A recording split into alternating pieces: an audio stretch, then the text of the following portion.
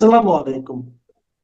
প্রিয় দর্শক, অন্য মঞ্চের আলাপ চাইতায় আপনাদের সকলকে আমন্ত্রণ জানাচ্ছি। Thank you so much sir. আমি সরাসরি প্রশ্নে চলে আসি যে প্রফেসর ইউনূস আপনি সাধারণত সাক্ষাৎকার দিতে চান না। অনেকে বলে থাকেন দেশি গণমাধ্যমে কথা বলতে আপনি স্বাচ্ছন্দ্য বোধ করেন না। এর কারণ হিসাবে কেউ কেউ বলেন আপনি প্রশ্নের মুখোমুখি হতে হয়তো পছন্দ করেন না, আবার কেউ কেউ বলেন কিছু না বলেও আপনি যে দুর্যোগের মধ্যে আছেন, বললে না জানি কি হতো। আপনার মন্তব্য একটু শুনতে চাই প্রফেসর ইউনূস। তুমি তো সবটা বলে ফেলেছো সমস্যাগুলো কি। কাজে এই হলো অবস্থাটা হলো আমি বলছি দেশের কাউকে কিছু বলি এমন কথা তো নয়। বাইরে বিদেশেও যে সবাইকে যে সাদরে নিয়ে আসি তাও না, তাদেরকে অনেক শর্ত দিই আমার এই কথাগুলো লেখার ছাপানোর আগে আমাকে বলতে হবে, যাতে আবার এমন কোনো কথা শব্দ এমন থেকে না যে আমি আর বিপদের সম্মুখীন হবো। আমি শুধু বিপদ থেকে দূরে থাকার জন্য এটা করছি, কারণ আমি চারদিকে বিপদের মধ্যে আছি। কাজে কথা না বলা এটা একটা নিজেকে রক্ষা করার একটা সুবিধা আর কি। যত কম বলা যায় ততই হয়তো ঝামেলার থেকে বাঁচবো। সম্পূরক প্রশ্ন করতেই হয়, নিজেকে কতটা রক্ষা করতে পারলেন প্রফেসর ইউনূস? পারলাম না তো, এত তো খালি বাড়ছে। এখন তো বড় কঠিন অবস্থার মধ্যে পড়ে গেছি। কিছুদিন আগে হয়তো খবর পেয়েছে এই মাসের মধ্যেই যে 12 তারিখে যে ঘটনা ঘটলো, যে আমাদের অফিসের মধ্যে ঢুকে গেল লোকজন, ঢুকে বললো যে এটা আমরা এখন দখল করলাম, এখান থেকে আমরা চালাবো। এটা কি ধরনের আবদারিকতা! আমরা পুলিশের কাছে গেলাম, পুলিশ বললো যে আমরা এই ব্যাপারে কিছু করতে পারবো না। কাজেই তারাও কিছু করলো না। তো আমরা যাবোটা কোথায়? পুলিশও কিছু করবে না, ওরাও জবর দখল করার জন্য ছুটে আসবে, আমাদের আইন কানুন কিছুই মানবে না। আর আমাদের একটা প্যানিক সৃষ্টি করলো আমাদের পুরো অফিসের মধ্যে। যত লোকজন আছে, বিশেষ করে মহিলা সহকর্মী যারা আছে, তারা খুবই ভীত সন্ত্রস্ত হয়ে গেল যে কি কারবার, কি হলো এটা। কাজে সমস্যার পরিমাণ বাড়ছে, কমছে না। সমস্যা পরিমাণ বাড়ছে, কমছে না। আমি একটু পিছনে আদালতে আপনার বিরুদ্ধে রায় ঘোষণার পরে আপনি একটা প্রতিক্রিয়া দিয়েছিলেন। সেই প্রতিক্রিয়া আপনি বলেছিলেন যে বাংলাদেশের একটি কথায় আপনি এরকম বলেছেন যে বাংলাদেশের প্রতিটি নাগরিককে অন্যায়ের বিরুদ্ধে এবং গণতন্ত্র এবং মানবাধিকারের পক্ষে এক কণ্ঠে কথা বলার আহ্বান জানায়। অনেকে এইটাকে দেখছেন হচ্ছে এরকম করে যে আপনি গণতন্ত্রের পক্ষে লড়াইয়ে সামিল হতে বলছেন। প্রশ্ন কেউ কেউ করছেন, প্রশ্ন উঠছে, আপনি কি এইসব মামলা মোকদ্দমা থেকে মুক্তি পেতে এই সরকারেরই পরিবর্তন চাইছেন? খালেদ, তুমি কি গণতন্ত্রের বিরুদ্ধে নাকি? হঠাৎ এটা নিয়ে তো গণতন্ত্রের কথা বললাম আমার জন্য। তুমি তো বলে তুমি বলছো যে আমিও তো আছি, কাজে আমাকে পৃথকভাবে বলতে হচ্ছে কেন? আমরা সেটাই বলতেছি। কাজে আমরা কেউ গণতন্ত্রের বিপক্ষে না, সবাইকে স্মরণ করিয়ে দেওয়া যে আমরা সবাই গণতন্ত্রের পক্ষে, মানবাধিকারের পক্ষে, আমরা ন্যায় নীতির পক্ষে, রুল অফ লর পক্ষে। এগুলো না থাকলে জাতি হিসেবে আমরা টিকে থাকবো না তো। কাজে যখনই মনে হচ্ছে যেগুলো এখন ফরেন ওয়ার্ডস হয়ে গেছে, তাতে মনে হবে যে আমাদের সমাজ হিসেবে আমাদের দায়িত্ববোধ অনেক বেড়ে গেল। এগুলোকে প্রতিষ্ঠিত করা, সোচ্চার করা, মুখ ফুটে বলা, এটা সবাইকে বলতে হবে, মুখ ফুটে বলতে হবে। আমার বিরুদ্ধে অভিযোগ হলে আমি বলছি না বলে আপনি বলছেন না কেন? একবার বলে এখন তোমার প্রশ্নের সম্মুখীন হয়ে গেলাম। অনেকে বলছেন না, আপনি তো শতবার শতমুখে গণতন্ত্রের কথাই বলবেন, আমাদের সবারই বলা উচিত। কিন্তু প্রশ্নটা এমন ভাবে তোলা হচ্ছে যে আপনি আসলে আপনার রায় ঘোষণার পর আপনি বলছেন গণতন্ত্রের কথা, মানবাধিকারের কথা। অনেকে বলছেন যে এই কথা কি আসলে যেহেতু ব্যাপারটা আপনার উপরে আসলো তখনই আপনি আসলে বললেন কিনা, নাকি আপনি আসলে বলতে চান না, আপনি আগে যেরকম বলছেন? হতে পারে, মুখ যখন বন্ধ থাকে কোনো কথাই বলা হয় না। এখন যখন মুখ খোলার সুযোগ হয়েছে, সামনে ক্যামেরা নিয়ে দাঁড়িয়ে আছে, মাইক্রোফোন দিয়ে দাঁড়িয়ে আছে, কথা বলছি, কাজে মনের কথাটা বললাম আর কি। যেটা মনে ছিল বলা হচ্ছিল না সেটা বললাম। এটা আমার ধারণা এটা সবারই মনের কথা, সেটাকে প্রকাশ করা। তারাও চায় যে তারা বলুক, আমি বললে তাদেরও মনে সাহস আসে যে উনি বলছেন যখন আমরাও বলতে পারবো। প্রফেসর ইউনূস, আপনি যখন বলছেনই তখন আমি এই কথাটাকে একটু ইলাবোরেশন আপনার কাছ থেকে আশা করতে পারি যে আপনি যখন বলছেন যে গণতন্ত্র মানবাধিকারের পক্ষে এক কণ্ঠে কথা বলার আহ্বান আপনি জানাচ্ছেন, আপনার কাছে কি মনে হচ্ছে যে গণতন্ত্র মানবাধিকারের পক্ষে এখন বহু পক্ষ বহু কণ্ঠ, এটা আসলে এক কণ্ঠে কেউ বলতে পারছে না বা সাহস পাচ্ছে না বা বলছে না, এরকম আপনার মনে হচ্ছে কিনা? আমার মনে হচ্ছে তাই, কারণ বলতে পারছে না তো, মুখ খুলে সব গণতন্ত্রের কথা বলতে পারছে না, কাজে সেটা বলা, এক বাক্যে বলা, পরিষ্কার কণ্ঠে বলা, এটা আমাদের সবার দায়িত্ব, তো জাতীয় দায়িত্ব এটা, যে না হলে তো গণতন্ত্র বলে কিছু থাকবে না আমাদের জন্য। আদৌ গণতন্ত্র বলে কিছু থাকবে না। একটা প্রশ্ন করি যে বর্তমান সরকার আরো স্পেসিফিক ভাবে বললে প্রধানমন্ত্রী শেখ হাসিনা স্পষ্টতই আপনাকে অপছন্দ করেন, অনেক কিছুর জন্য আপনাকে দায়ী করেন, পদ্মা সেতু এবং এই সেই। এর কারণ কি বলে আপনি মনে করেন? আপনাকে কি তিনি তার প্রতিদ্বন্দ্বী মনে করেন, নাকি সত্যি তার কাছে এমন কোনো তথ্য রয়েছে যে আপনার বিশাল কোনো রাজনৈতিক অভিলাষ রয়েছে? আপনি কি রাজনৈতিকভাবে তার প্রতিদ্বন্দ্বী হয়ে উঠছেন বলে তিনি আপনাকে অপছন্দ করছেন, না কি কারণে, আপনার কি মনে হয়? আমার মনে হয় উনি মনে করেন যে আমি দেশের সর্বোচ্চ ডাকু, সন্ত্রাসী, কিংবা আমি অপরাধী, আমি সেরা চোর, এই জাতীয় জিনিস মনে করেন। কাজে সেগুলো ব্যাখ্যা করেন উনি তার মুখে।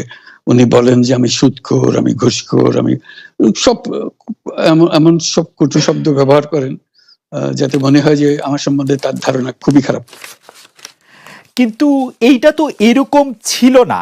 আমরা দেখেছি যে 96 থেকে 2001 সাল পর্যন্ত নানাভাবে এই সরকারি বা আওয়ামী লীগ সরকারি আপনার সাথে, বা আপনি আওয়ামী লীগ সরকারের সাথে একসাথে কাজ করতে কোনো সমস্যা হয়নি। আপনি এইটার জায়গাটাকে একটু, ব্যাকগ্রাউন্ডটাকে আমাদের একটু বলা যাবে যে আপনার কাছে কি মনে হয় কেন এই শত্রুতার বা কেন এই অপছন্দের বিষয়টা একটু সৃষ্টি হলো বা তৈরি হলো? যেই হোক, এটা আমার তরফ থেকে হয়নি। আমি তাকে যথাযথ শ্রদ্ধা করে নিয়ে গিয়েছিলাম আমাদের মাইক্রো ক্রেডিট সামিটে ওয়াশিংটন ডিসিতে। আমাদের প্রধান অতিথি করে নিয়ে গেছি, সবাই সম্মান করেছে।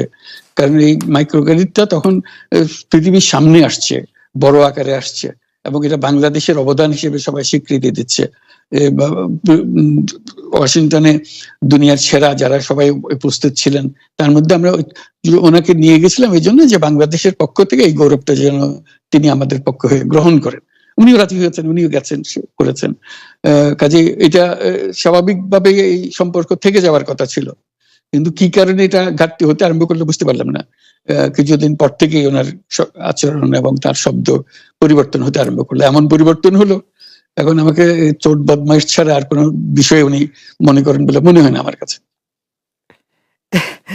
আসলে এটা নিয়ে কথা বলাটা একটু বিব্রতকরই, কিন্তু কেউ কেউ এটা বলে থাকেন যে বিশেষ করে যে 2007 সালে যে 111 সরকার আমরা যাকে বলি, তাদের যে বিরাজনীতিকরণের একটি চেষ্টা, সেই চেষ্টার মধ্যে আপনার অংশগ্রহণ আছে কিনা। যদিও বারবার বলা হয় যে আপনি আসলে সেই ক্ষমতাটা দখল করতে চেয়েছিলেন, অথচ আমরা উল্টা শুনেছি, আপনার মুখেও শুনেছি, যারা ওই সময় কৌশলভ ছিলেন তাদের মুখেও শুনেছি যে আপনাকে আসলে অফার করা হলো, আপনি সেটি ফিরিয়ে দিয়েছিলেন।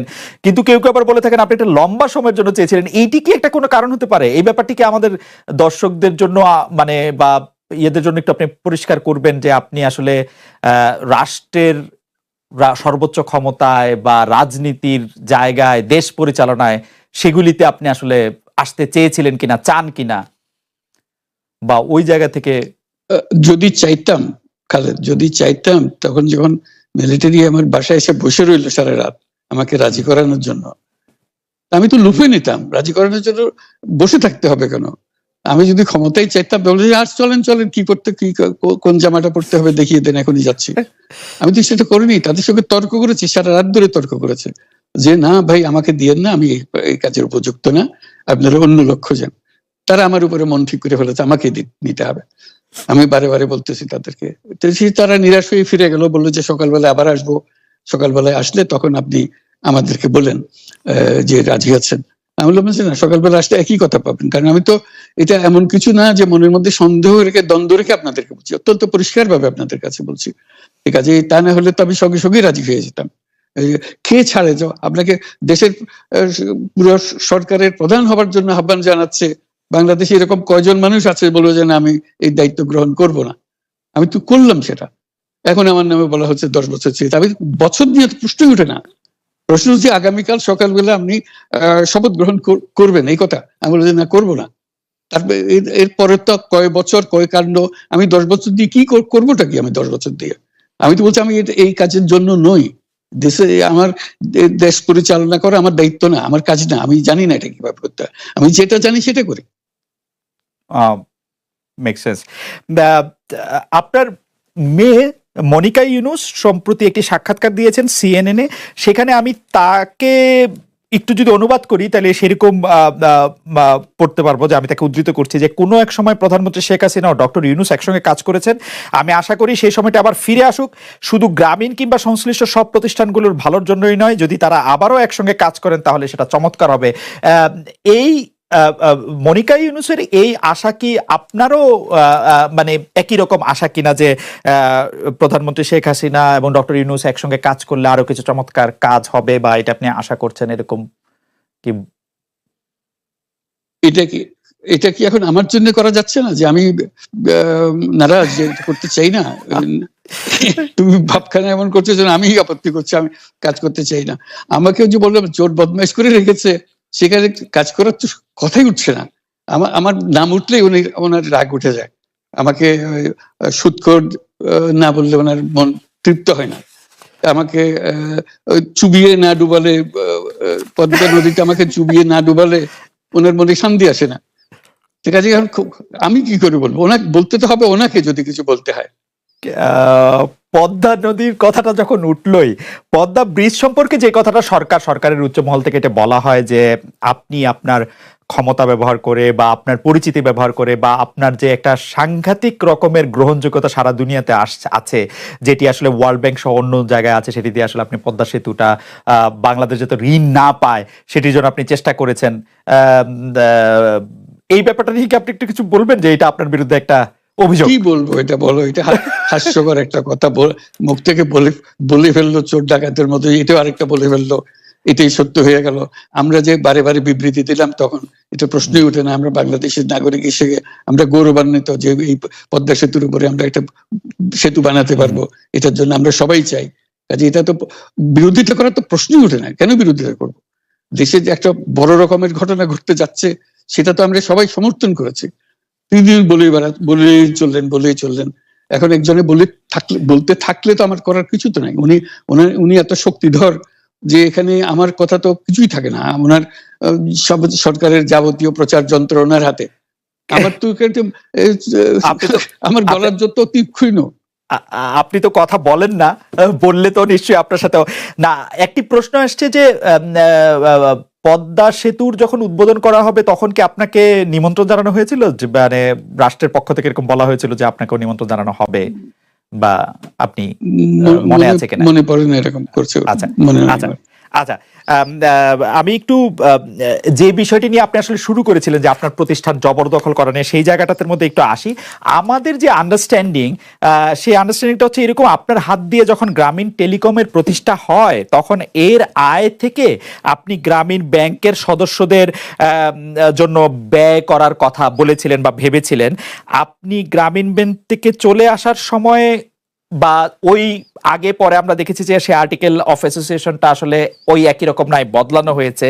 তো গ্রামীণ ব্যাংকের বা গ্রামীণ টেলিকমের এই বেনিফিশিয়ারি থেকে গ্রামীণ ব্যাংকের সদস্যদের আসলে বাদ কেন দেওয়া হয়েছে, মানে এইটার পিছনে কারণ কি?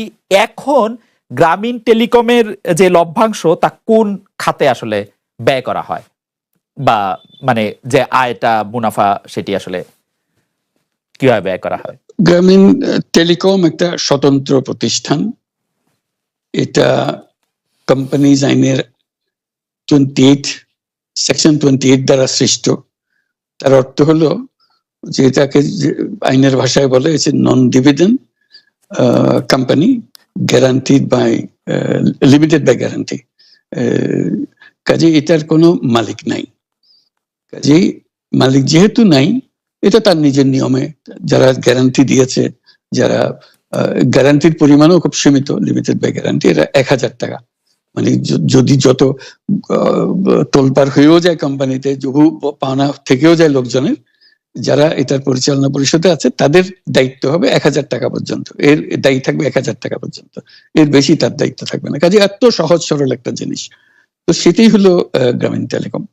গ্রামীণ টেলিকম তখন একবার বলেছিল যে তাদেরকে কিছু কিছু সহায়তা দেবে এটা উপায় অর্জনের কাছ থেকে। এটা তাদের নিজস্ব সিদ্ধান্ত, এটা কারো চাপারও সিদ্ধান্ত না। যে সিদ্ধান্ত, সেই সিদ্ধান্ত অনুসারে সেই সমস্ত যে পরিমাণ টাকা তারা বলেছিল দেবে, এখানে দিয়ে যাচ্ছে। এই পর্যন্ত 500 কোটি টাকার উপরে দেওয়া হয়েছে এই সাহায্য সহায়তা থেকে। কাজে ওইটা যে আমরা বা গ্রামীণ টেলিকম এটার থেকে পৃথক হয়ে গেছে, তার যে কথা দিয়েছিল, কথা পুরো, এটা একটা কথা দিয়েছিল, এটা পূরণ করছে না। এটা আইনগত কোনো যে আইনি বাধ্য হতে আপনি দিতে বাধ্য হবেন এরকম কিছু ছিল না। কাজে এই ধরনের বিষয়টা এই টেলিকমের বিষয়ে বলা। গ্রামীণ ব্যাংকের আপনি যখন মানে গ্রামীণ টেলিকমটা আপনি প্রতিষ্ঠা করেন, সেই সময়ে গ্রামীণ টেলিকমের সাথে গ্রামীণ ব্যাংকের সম্পর্কের যে বিধিমালা, সেই বিধি কি আপনি যখন চলে এসেছেন গ্রামীণ ব্যাংক থেকে সেটি পরিবর্তন করা হয়েছিল? তো সেই পরিবর্তনটি মানে পরিবর্তনটির জায়গাটা যদি আমাদের একটু পরিষ্কার করতেন। পরিবর্তন ছিল যে আগে এটা নমিনেট করতে পারতো গ্রামীণ ব্যাংক, চেয়ারম্যান পদের জন্য একজন লোক নমিনেট করতে পারতো। আমরা যেহেতু গ্রামীণ ব্যাংক থেকে আমাদেরকে সরিয়ে দেওয়া হয়েছে, তখন আমরা মনে করলাম যে এটা রাখার আর দরকার নাই। গ্রামীণ টেলিকম থেকে সেই পদটা আমরা পরিষ্কার করে দিয়েছি, যেমন এটা আর দরকার নাই।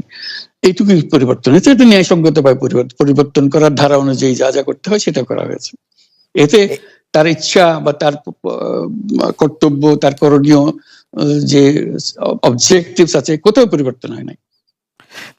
এই ক্ষেত্রে আমাদের এই বিষয়ে আর কি এইটাই আমাদের আরেকটা প্রশ্ন, সেটা হচ্ছে যে গ্রামীণ টেলিকম কি গ্রামীণ ফোন থেকে প্রায় 37% লভ্যাংশ পায়, যে এবং যদি পায় 34% লভ্যাংশ পায়, সেই 34% লভ্যাংশের যে টাকাটা, সেই টাকাটা কোথায় বা কি উদ্দেশ্যে ঢাকা দিল্লি পাল্টাপাল্টে কি হবে ঢাকার কিংবা বাংলাদেশের? আপনারা জানেন যে গতকাল রোববার ভারতের হাই কমিশনার প্রণয় ভার্মাকে বাংলাদেশ সরকারের পররাষ্ট্র মন্ত্রণালয়ে তলব করা হয়েছিল, এবং তলব করে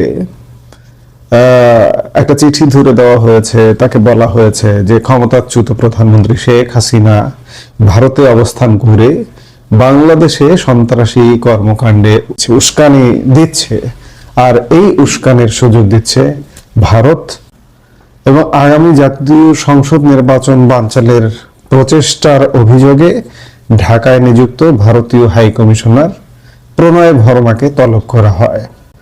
তলব করে প্রণয় ভার্মাকে বলা হয়েছে ভারতে অবস্থানরত শেখ হাসিনা তার সমর্থকদের সন্ত্রাসী কর্মকাণ্ডে জড়াতে আহ্বান জানিয়ে নিয়মিত উস্কানিমূলক বক্তব্য দিচ্ছেন, যা বাংলাদেশের আইন শৃঙ্খলা পরিস্থিতি ও গণতান্ত্রিক প্রক্রিয়ার জন্য গুরুতর হুমকি হিসেবে বিবেচিত হচ্ছে। এ সময় শেখ হাসিনা ও সাবেক স্বরাষ্ট্রমন্ত্রী আসাদুজ্জামান খান কামালকে আদালতের দেওয়া দণ্ডের মুখোমুখি করতে দ্রুত তাদের দেশে প্রত্যার্পণের আহ্বান আবার নতুন করে জানানো হয়।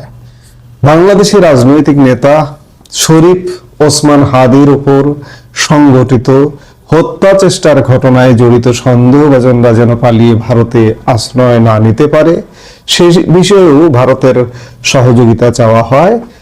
ভারতীয় হাই কমিশনারকে তলব প্রসঙ্গে পররাষ্ট্র মন্ত্রণালয় একটি বিবৃতি দিয়েছে। সেই বিবৃতিতে বলা হয়েছে যে প্রণয় ভার্মা পররাষ্ট্র মন্ত্রণালয়ে উপস্থিত হয়ে বলেছেন যে বাংলাদেশে শান্তিপূর্ণ নির্বাচন অনুষ্ঠিত হবে, এমন প্রত্যাশা ভারতের রয়েছে এবং এই বিষয়ে সব ধরনের সহযোগিতা দিতে তারা প্রস্তুত।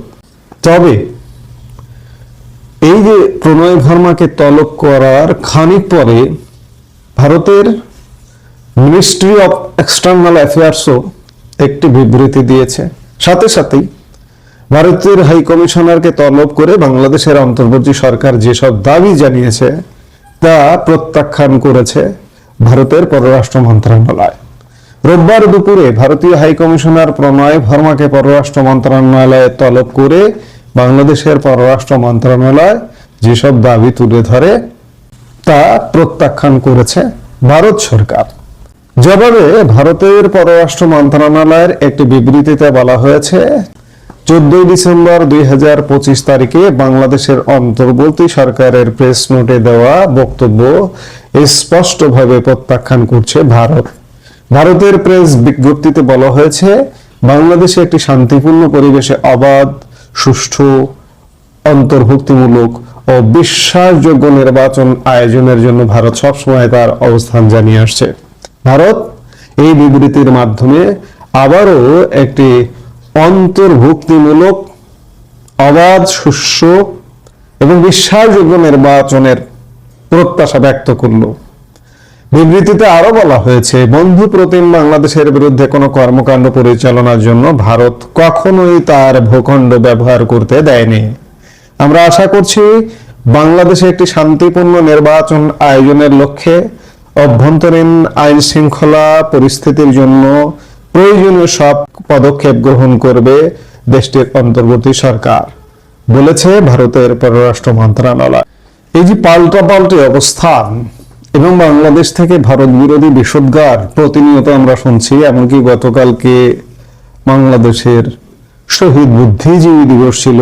1971 সালের এই দিনে বেছে বেছে জাতির শ্রেষ্ঠ সন্তানদের হত্যা করা হয়েছে এবং সেই হত্যার দায়ও গতকালকে আমরা দেখলাম, বিশেষ করে বাংলাদেশে এই মুহূর্তে সাম্প্রদায়িক রাজনৈতিক দল জামাত ইসলাম সরাসরি বুদ্ধিজীবী হত্যার দায়ও দিচ্ছে ভারতকে।